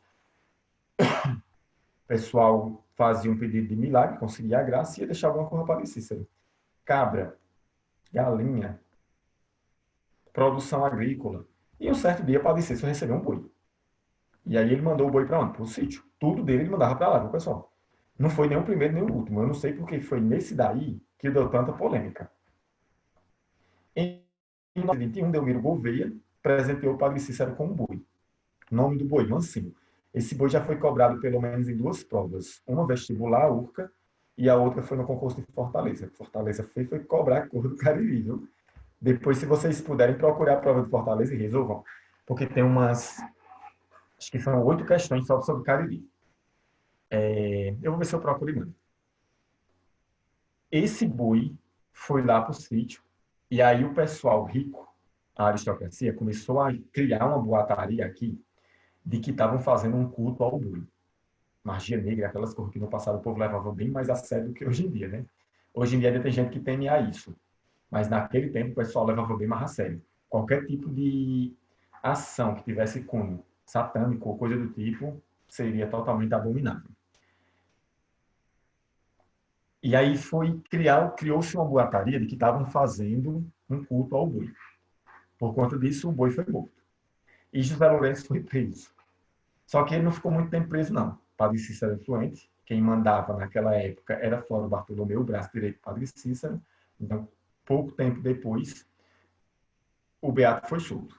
Gerou todo um problema, todo um estresse, mas ele foi liberado de boa logo depois desse episódio. Até então, o sítio e o boi foi morto, viu, pessoal? O boi mansinho foi morto por conta disso. Eu acho interessante lembrarem dele. É um boi que chama bastante atenção. Em 1926, o sítio Baixa d'Andas foi vendido, que era uma área privada, então ela foi vendida. O cara que comprou, ele acabou solicitando a imediata retirada da comunidade da área, já que ele tinha pretensões de fazer algumas benfeitorias no terreno. De antemão, adianto a vocês, esse sítio não foi feito absolutamente nada lá na época. Há quem diga que o comprador, ele comprou a mando das pessoas influentes da cidade e com o objetivo de dissipar aquele movimento que estava sendo feito por ali, viu? Há quem diga que isso é verdade, há quem diga que isso é mentira. O fato é que imediatamente no sítio nada foi feito. Simplesmente foi comprado e o novo dono pediu para que se retirasse de lá a comunidade do Caldeirão. E aí o pessoal, a comunidade, né? Não chamava-se de Caldeirão ainda não. Aí Padre Cícero resolveu colocar esse pessoal em um outro terreno, também no Crato. E aí o nome dessa fazenda era Fazenda Caldeirão, por isso que ficou conhecido como a história do Caldeirão. Uma vez fixado, voltou a dar certo. No mesmo sistema. Divisão de atividades, o pessoal trabalhava todo mundo junto, toda a colheita era reunida e distribuída em partes iguais. As pessoas tinham direito a uma casa para alojar sua família e seguir aquele mesmo roteiro. Pessoas pobres, pessoas que foram expulsas do contexto social, presos, prostitutas, etc., eram enviados para lá. E aí a comunidade foi crescendo, crescendo, crescendo, crescendo, dando certo, se tornando cada vez mais promissora em termos de produção agrícola. Aqui eu coloquei alguns pontos específicos da organização do território. Primeiro item, cada família tem uma casa. Roberto, quem não tivesse família, aí era apadrinhado pelo Beato ou por Padre Cícero. Hoje em dia a gente tem a história da benção, né, o padrinho. Essa história de padrinho surgiu com o Padre Cícero. Tinha de tudo lá. Tinha igrejinha, tinha uma área de estocagem de semente, tinha um cemitério, tinha tudo. Era meio que uma nova formatação de vila mesmo. Tudo construído pelo povo. Segundo item, com a grande seca de 1932, o número de pessoas naquela comunidade aumentou muito. E aí lembra da nossa primeira parte da aula, que eu falei que nessa seca, o Cariri foi palco dos famosos currais, ou dos campos de concentração para os refugiados da seca. Muita gente morreu, viu, pessoal? Porque o governo do estado, ele simplesmente estipulou uma área para colocar essas pessoas. Ele não estipulou em momento algum uma política de sobrevivência. Então, chegar e acolher, ok. Mas chegar e acolher e dar condições de sobrevivência, isso não foi dado. Então, muita gente acabou morrendo, menos quem foi até o Caldeirão. Quem conseguiu chegar até o Caldeirão, para vocês terem noção, obviamente que de uma forma racionada. Mas todo mundo conseguiu alimento. Então, todo mundo conseguiu, dentro do contexto ali, se alimentar, ser bem recebido e etc, etc. Mas isso começou a incomodar as elites, porque, além dos flagelados da seca, muitos funcionários das fazendas do Cariri começaram a sair para lá. Escravos quando fugiam, ou até mesmo mão de obra livre, como ganhava muito pouco, disse, não vou trabalhar aqui não, estou trabalhando muito para ganhar pouco, eu vou sair daqui e vou morar no Caldeirão. Então as elites começaram a se incomodar com o Caldeirão exatamente por conta desse motivo. É porque o Caldeirão passou a ser atrativo para as pessoas que trabalhavam nas fazendas. Eu coloquei até numa observação no slide sobre isso. Olha esse último tópico. devido a muitos grupos de pessoas começarem a ir para o caldeirão e deixarem seus trabalhos árduos, pois viam aquela sociedade como um paraíso, os poderosos começaram a se incomodar. Lembrem-se que ao lado de todo chefe, como é que eu posso dizer, de toda pessoa influente, seja politicamente falando, seja economicamente falando, sempre vai ter uma figura religiosa envolvida. No passado isso era muito mais forte. Hoje está em menor escala, mas a gente sempre teve uma relação entre igreja, política e capital muito associada, sempre muito próximo. Então vamos dar uma olhada nesses pontos. Comunidade organizada, comunidade crescendo, atrativa e criando, obviamente, muitas rixas. O período em que a comunidade se organizou era caracterizado pelo meio do avanço do comunismo no mundo. Isso me lembra muito a questão de hoje em dia, né? Nada contra, pelo amor de Deus, posicionamentos políticos de ninguém. Mas hoje em dia tudo do povo é. E os comunistas? Que eu não sei de onde diabo tiraram essa história de comunista. Mas enfim, cada louco com sua loucura. Nós chegamos ao auge da loucura, foi o século XXI, ano de 2020, viu? Chegamos assim ao subsolo da mentalidade humana. Eu fico besta quando eu assisto televisão e vejo certas coisas. Não vamos comentar isso aqui, não. Vamos cuidar do caldeirão que a gente ganha mais. Nesse tempo aí, dessa história do caldeirão, existia a nível mundial, implantado principalmente pelo pensamento americano, um receio com o avanço dos comunistas. Nesse tempo aí eu até entendo, nós tínhamos acabado a Guerra Fria, os comunistas tinham um certo poder de avanço, mas hoje em dia, pelo amor de Deus, isso é corra de gente doida. A política do perigo vermelho, né? O perigo vermelho hoje é o povo com medo do PT, naquele tempo era com medo do comunismo. Eu tento não falar em política, eu não consigo, não, é incrível. Mas, enfim, vamos focar. Na presidência da República, na época, estava Getúlio Vargas. Vargas ele tinha abuso total, viu? Total aversão a essa questão de comunismo. Ele, praticamente todos os presidentes da época, nenhum tinham muito apego a esse tipo de coisa, não. Tanto no Brasil quanto na América Latina toda. Eram presidentes que tinham total aversão a comunismo. Vargas combateu ferozmente o comunismo durante a sua fase de governo, conhecido como Estado Novo, fazendo várias medidas autoritárias e gerando, inclusive, muitos conflitos. Então, a gente tem que ter noção que, naquele tempo, conflito não faltava. Deixa eu ver aqui a comentário do nosso amigo Alisson. Sem falar do medo que os aristocratas tinham sobre... Exatamente, foi do Alisson, já tem esquecido, que, inclusive, já tem questões sobre, viu? Foi do aí pela contribuição. Ó, pessoal, o Alisson está falando que, na época, também já tinha um receio por conta de outro episódio bem similar, que era Canudos. Que há quem diga também que no Caldeirão acabou chegando pessoas que vieram de Canudos. Então, criou-se todo um temor na parte aristocrática, dos poderosos da época, de que fosse mais um movimento de rebelião que estava se montando na cidade do Crato. Não é à toa que, para vocês terem noção, o Caldeirão ele foi tão representativo que isso chamou a atenção do governo federal da época. Vieram tropas a mando do governo federal. Não foi o governo do estado do Ceará, não foi o prefeito do Crato que fez nada, não. Foram tropas federais que vieram até aqui. Então, foi boa aí pela contribuição do nosso amigo. O massacre, que ele se dá em algumas etapas. O Nordeste ele já era característico pelo poder dos coronéis. Então, os coronéis ditavam as regras, o resto do povo apenas obedecia. Alianças políticas, agrupamentos políticos, etc. Que, inclusive, Padre Cícero sempre foi muito envolvido nisso. Eu coloquei para vocês em 3 tópicos. O primeiro, a região do Nordeste brasileiro, por muito tempo, sofreu com o autoritarismo dos latifundiários locais, conhecido como coronéis. Né? O Crato não é diferente, o Crato era cheio de coronéis. As alianças políticas que esses chefes locais estabeleciam com os líderes políticos aumentavam seu poder naquela região. Então, isso aí até nas primeiras eleições. Só ganhavam pessoas que eles determinavam. Porque tinha muito aquela história do voto do cabresto, ameaça, enfim.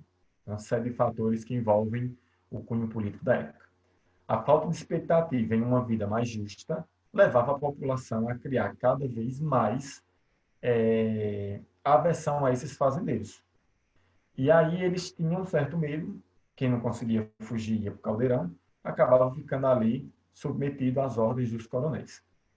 A comunidade do Caldeirão da Santa Cruz chamou a atenção por andar na contramão disso. Era uma comunidade vista como justa, equilibrada, divisão da atividade, ninguém mandava em ninguém. Existia um consenso entre trabalhar e ser beneficiado do seu próprio trabalho. Então, o caldeirão, ele parecia-se, sim, ser um item bastante favorável, né? Em termos de convívio social, desenvolvimento de atividades econômicas daquela época. Era uma área que tinha um solo bom, tinha muitas pessoas interessadas a trabalhar, e etc, e etc. Logo, né, eu me lembro muito do contexto hoje. Começaram a acusar o pessoal do caldeirão de comunista. Hoje em dia, se basta você ter uma camisa vermelha e anda na rua, vão me chamar de comunista do mesmo jeito.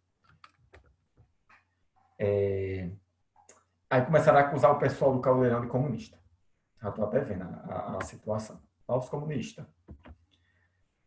Além do medo de que os ideais comunistas se espalhassem por aqui e também comparar com Canudos, eles começaram a sugerir que o governo tomasse uma providência e acabasse com aquilo ali.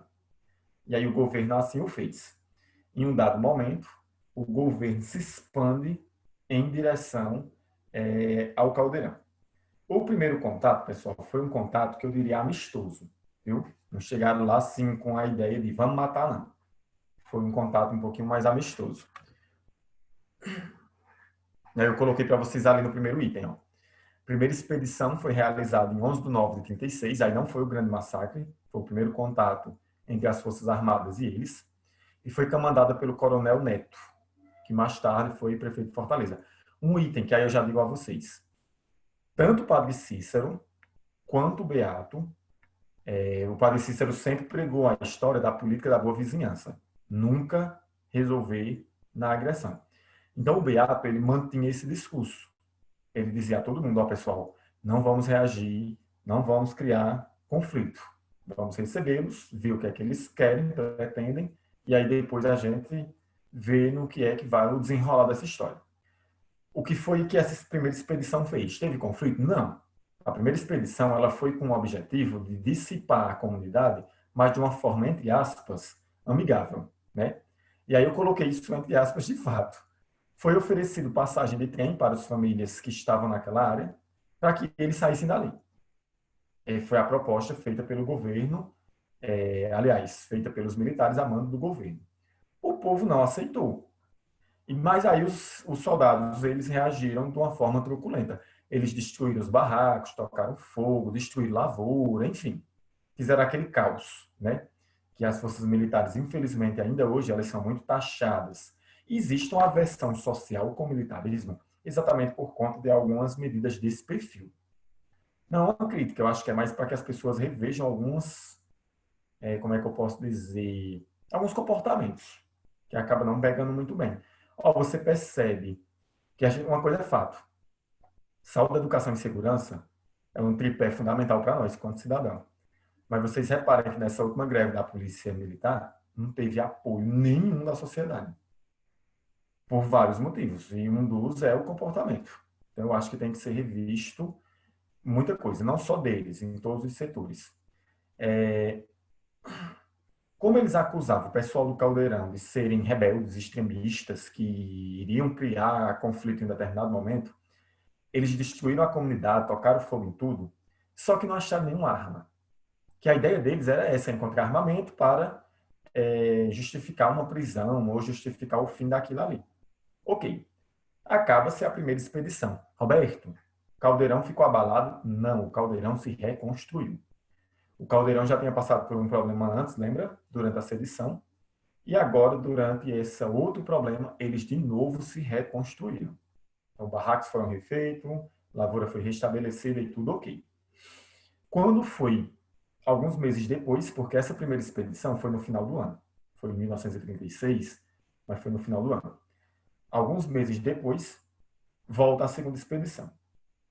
E aí, essa segunda expedição, a mesma ordem foi dada lá no Caldeirão. Pessoal, sem resistência. Viu? Roberto, quem é que dava essa ordem? O Beato.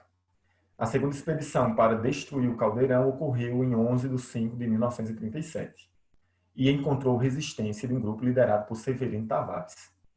Severino Tavares era um cara que dentro do caldeirão ele tinha uma certa influência, e aí ele se juntou com alguns homens do caldeirão e preparou uma emboscada para essa segunda investida dos militares. Ele acabou no caminho encurralando um soldado, um coronel, na realidade, um capitão, né? E alguns soldados, e no conflito ele matou esse povo. Matou um capitão, o filho do capitão, e, enfim, o capitão também reagiu, viu? Morreram alguns camponeses no meio dessa confusão. Mas imagina aí, um grupo que já era acusado de extremismo matar um capitão naquela época. Essa notícia rapidamente chegou no Crato e rapidamente foi enviada para Fortaleza.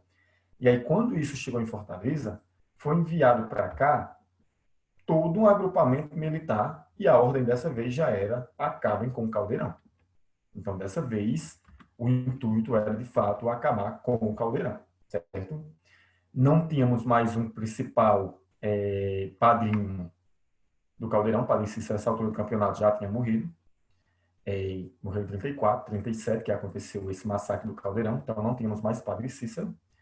O governo de Fortaleza solicitou a ajuda do governo federal, porque nós já tínhamos tido uma experiência antes, que foi a Guerra da Sedição, onde só os militares de Fortaleza não resolveram o problema, né?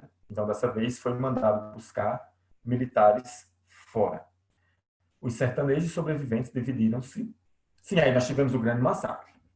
Veio lá de tudo que vocês possam imaginar. Militares. Um ponto aí que a gente vai ter que chamar a atenção. A primeira vez na história do Brasil, não é do Cariri nem do Ceará, é do Brasil, que foram utilizados aviões com finalidade de guerra. Lembram que na Guerra da Sedição de Juazeiro teve a história do uso de um canhão, que inclusive o canhão vai nem deu certo. Aí nesse daí, nós vamos ter a questão dos aviões. Comentário da nossa colega Cislândia. Olá, quem está presente? Nossa amiga Cislândia. Cislândia, tudo bom, querida? Seja bem-vinda à nossa sala, viu? Sempre bom recebê-la aqui para assistir aula conosco. Aí, nesse caso, pessoal, nesse massacre central, morreram uma infinidade de pessoas. E aí nós temos o grande massacre, ele acontece exatamente aí, 1937. É o que nós vamos chamar do auge, né?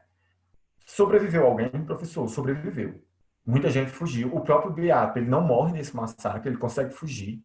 Entra na Serra do Araripe, e aí Roberto, professor de geografia, chamando de serra, popularmente a gente pode chamar de serra, viu? Ele adentra a Chapada do Araripe, vai sair lá no estado do Pernambuco, mas vamos passo a passo, só para que vocês orquestrem essas informações. Sertanejos sobreviventes dividiram-se, ressurgindo novamente pela mata, em uma nova comunidade. E aí essa nova comunidade depois, ela também foi invadida, que foi nessa daí que usaram os aviões. Dessa vez por terra e pelo ar, quando aconteceu um grande massacre, com um número oficial de 400 mortos. Ponto. Esse número oficial é o que o governo nos diz, viu? Há uma suspeita que o próprio Ministério Público do Estado do Ceará já fez umas investigações e umas investidas em cima do governo do Estado, de que esse número não foram 400 mortos, foram bem mais. De onde se tira isso? O trabalho de alguns historiadores, principalmente aqui do Cariri, que chegaram à conclusão de que, catalogando, por exemplo, pegando uma família e catalogando pessoas que nunca mais voltaram para casa, o número supera 1.000. Então, não foram apenas 10 ou não foram apenas 400 mortes. O número passa fácil disso. Só que o governo não revela esses dados, viu? Os familiares e descendentes dos mortos nunca souberam nem sequer onde é que o corpo desse povo está. Isso daí, pessoal, para historiadores sérios, é considerado um genocídio. Inclusive, isso já foi denunciado no próprio Ministério Público. E aí o governo do Estado, ele acabou adentrando com alguns pedidos para que o Ministério Público não levasse esse tipo de questionamento adiante. E aí a história, infelizmente, ela vai ficar por isso mesmo. Muitas mortes e que nós não chegamos a uma solução oficial desse assunto. acredito que um dia, quem sabe, né, isso volte a ser algo discutível. Vai trazer de volta alguém? Não, mas pelo menos a gente saberia. Quem seriam as pessoas envolvidas numa investigação hoje? Exército, a própria Polícia Militar do Estado do Ceará, o próprio governo precisaria, embora o governo atual não tenha nenhum vínculo com o assunto, mas ele teria que prestar esclarecimentos quanto figura do Estado, ou pelo menos facilitar a análise do caso, né? O último item que eu coloquei ali, José Lourenço fugiu para o Pernambuco. Então lembre que José Lourenço ele não morre nesse conflito. Ele foge, vai para o Pernambuco, ele morre no estado do Pernambuco, na cidade do Exu. E aí quando ele morre lá, isso foi trazido para cá, o corpo dele foi trazido para cá. Eu diria que entra como um dos 3 velórios que mais movimentaram essa região. Padre Cícero, sem dúvida nenhuma, é o maior. Um outro velório que também parou todo o interior foi o velório de Luiz Gonzaga e o velório do Beato José Lourenço. Foram 3 velórios, 3 situações fúnebres que simplesmente pararam toda a região do Cariri e adjacências, já que o estado do Pernambuco também estava envolvido nisso. Em 2008, esse assunto voltou a ser bastante debatido.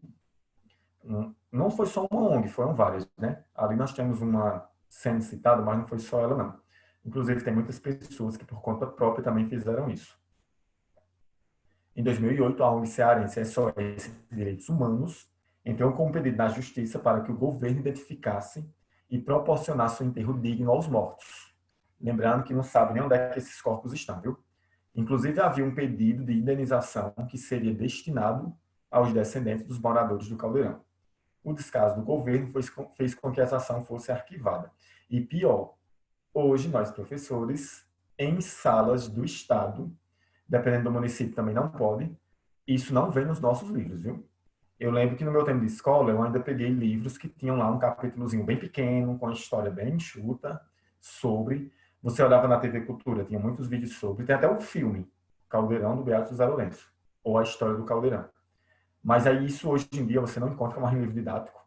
Não é mais assunto debatido em sala de aula, que é uma pena, que eu acho que o cidadão caririense tem a obrigação de saber esse tipo de coisa, como saber de muitas outras coisas, em termos de história. E aí, quais eram os pedidos, os apelos dessa ONG? Eles queriam, que tornasse público para a população qual é o local exato onde foi colocado os corpos das pessoas que morreram lá. Não só isso, também queria-se o número oficial. Lembrando que o governo oficializa 400 mortes, só que as pessoas da época alegam mais de 1.000. Realizar a exumação dos corpos, identificar as vítimas via exame de DNA, já que tem gente que nem daqui era, enterrar os restos mortais de uma forma digna, né? Já que as famílias têm parente desse povo que nem existe mais, e uma indenização. Só que isso não foi feito.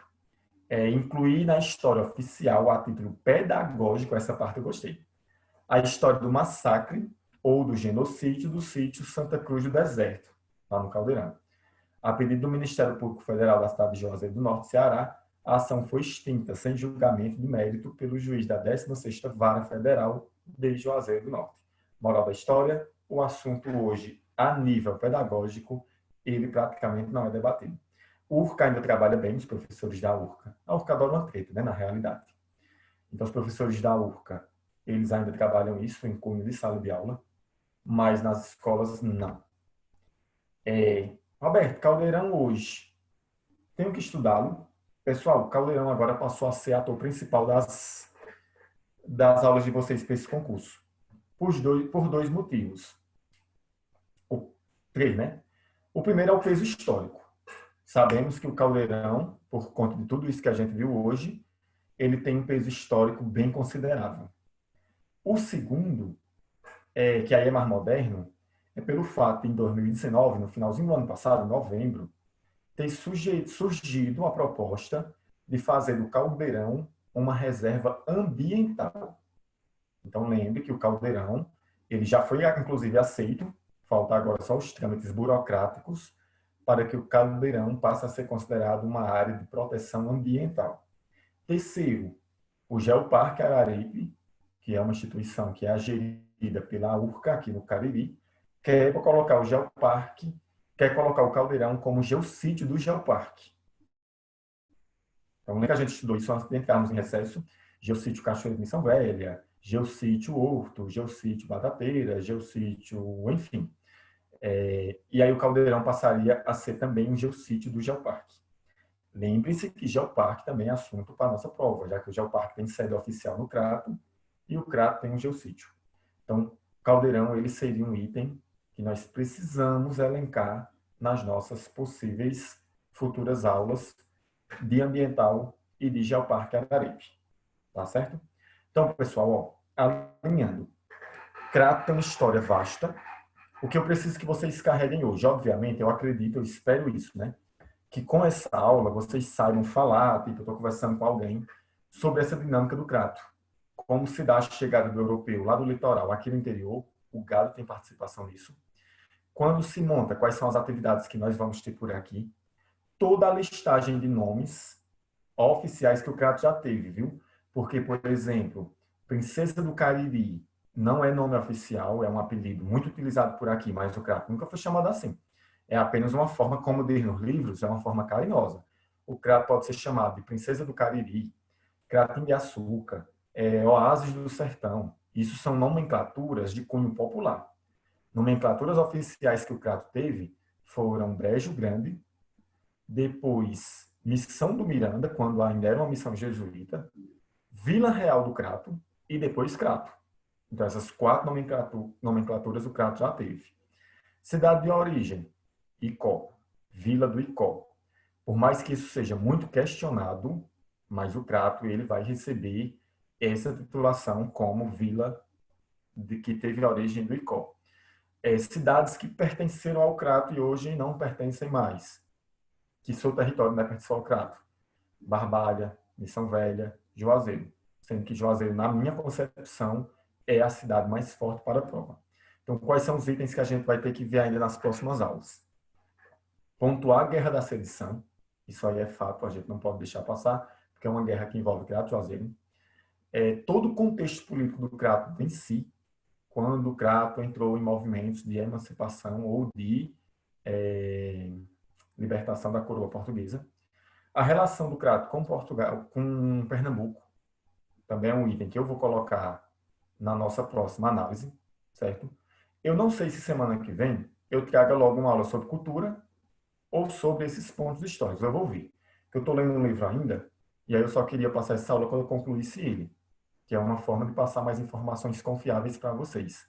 Sempre checando se o que está nos livros bate com os sites oficiais.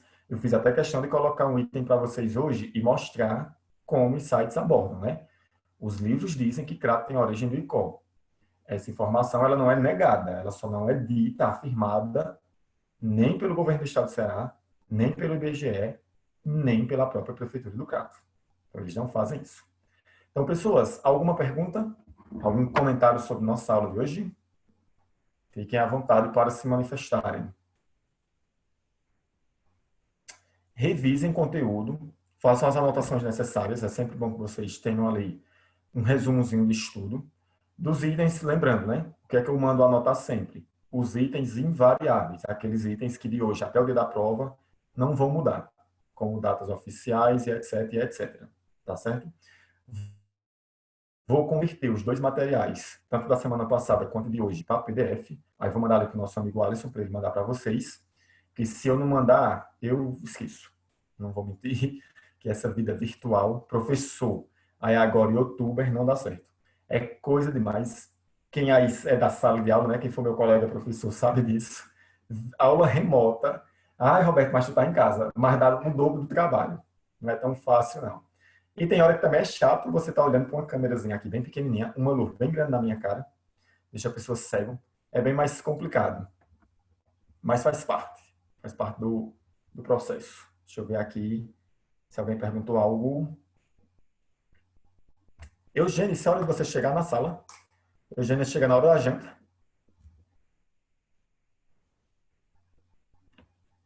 Foi boa, seu Cauê. Pois, pessoal, por hoje é isso. Vamos tomar uma água, vamos revisar os estudos de vocês. Nos encontramos segunda-feira, neste mesmo horário. Nesse mesmo horário, não, 7 horas, viu? Nos encontramos segunda-feira, às 7. Aí, na segunda, eu vou fazer o seguinte. Eu não prometo para essa semana, viu? Quando eu for usar questões, as questões serão enviadas para vocês no domingo. Que aí vocês resolvem. Aí, na segunda-feira, a gente meio que corrige, tira dúvidas e segue o conteúdo. Eu acho que fica mais interessante, né? Porque para jogar só a questão aqui e eu fazer sem você estar com a questão, fica complicado. Hoje não teve TD. Hoje foram só 2 questões mesmo para a gente dar desenvolvimento para essa parte de história do caso, tá? Pessoal, pois tchau, tchau. Boa semana e se cuidem. O corona, infelizmente, chegou no Cariri. Temos que se livrar dele. Foi boa.